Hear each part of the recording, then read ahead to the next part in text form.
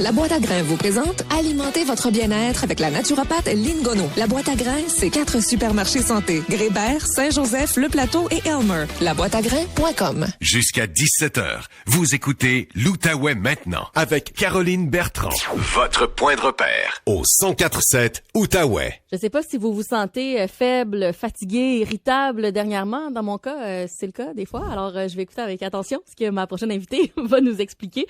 Je me tourne vers Lynn Gonneau, naturopathe de la boîte à grains. Salut Lynn. Bonjour Caroline. Ça me fait plaisir de te retrouver parce qu'il y a 1 an à peu près, on faisait les chroniques ensemble. Oui. On parle aujourd'hui de la carence en fer qui est due à l'anémie, qui est l'un des troubles nutritionnels les plus courants dans le monde. Effectivement. L'anémie, en fait, là, c'est une diminution du nombre de globules rouges dans l'organisme.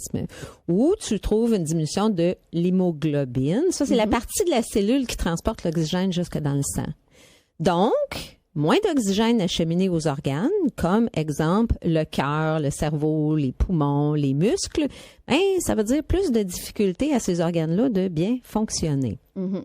Là, je disais, bon, si vous vous sentez faible, fatigué, irritable, ça peut être des signes, mais ça peut être des signes d'un peu n'importe quoi aussi. Là. Comment on reconnaît qu'on a peut-être... C'est quoi les signes, finalement, qu'on a peut-être une carence en fer? En fait, un teint pâle, la fatigue, comme on a mentionné. Surtout, c'est l'essoufflement à l'effort. Exemple, Caroline, tu montes les escaliers, puis tu as de la difficulté à te rendre jusqu'en haut sans avoir un manque de souffle. Les maux de tête, des étourdissements, vertiges, ça peut être une palpitation, des nausées, peau, cheveux secs et ongles cassants. Okay. Oui, ça aussi. Il y en a plusieurs, mais ça, c'est les plus gros. Puis il y en a même qui présentent absolument aucun symptôme. Fait que Caroline, c'est super important là de toujours aller faire vérifier son taux de fer, sa ferritine en fait. Puis ça se fait bien avec le biais d'une prise de sang chez le médecin. Oui, oui. Est-ce qu'il y a des groupes de gens qui sont plus à risque d'avoir des carences en fer? Oui, en fait, les personnes âgées. Les végétariens. Il faut surveiller ça. Check. Les femmes qui ont des menstruations abondantes. Ou les personnes qui ont un mauvais fonctionnement au niveau digestif parce qu'il y a une assimilation qui se fait mal. Ceux qui ont des maladies chroniques telles que l'arthrite ou les maladies intestinales inflammatoires. Syndrome du côlon irritable et compagnie. Ou ceux qui ont une consommation excessive d'alcool. Donc, les gens qui rentrent dans ces catégories-là, on les invite à soit surveiller les signes qu'on disait un peu plus tôt, ou à peut-être demander à leur prochaine visite au médecin prise de sang pour aller vérifier, surtout si on a justement là, des symptômes. Bon, j'imagine que si on fait de l'anémie en raison d'une carence en fer, il y a une manière de régler ça. Est-ce que ça se passe par l'alimentation notamment? Au niveau de l'alimentation, on peut aller en chercher si on y va vers le fer d'origine animale. On va s'en aller vers les viandes rouges, le rôti de bœuf, etc. Pas dans ta connaissance à toi, Caroline. J'allais dire, on va reparler des options pour les végétariens, je pense, dans un instant. La volaille, la dinde, les poissons, le palourde, la sardine. Puis si on y va vraiment au niveau des sources végétales, là, on va trouver toutes les légumineuses, particulièrement les haricots blancs et les lentilles, les graines de citrouille. Ah ouais? Hein? Très haut. Oui.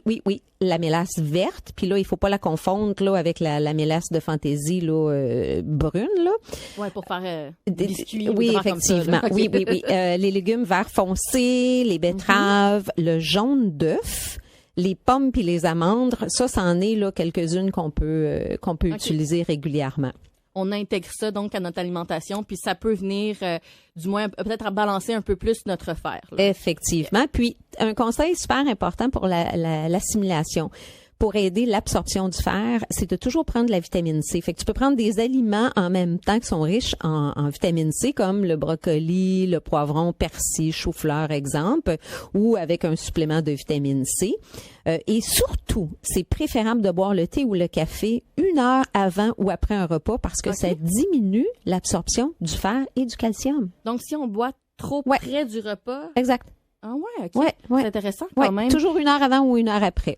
On va parler des solutions avec suppléments dans un instant, mais là, je me questionne. Je me mets à la place d'une personne qui a une bonne carence en fer, par exemple, et qui mange pas de ces aliments-là. Est-ce que si elle décide du jour au lendemain de tout ajouter, ça va créer un trop gros choc pour le corps? Est-ce qu'on est mieux d'y aller progressivement?